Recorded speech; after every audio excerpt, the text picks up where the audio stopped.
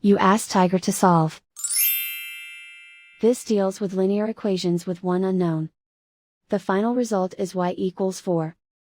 Let's solve it step by step. Group all constants on the right side of the equation. Subtract 5 from both sides. Simplify the arithmetic.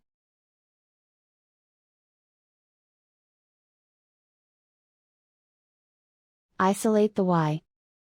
Divide both sides by 4. Simplify the fraction. Find the greatest common factor of the numerator and denominator. Factor out and cancel the greatest common factor. And so the final result is y equals 4.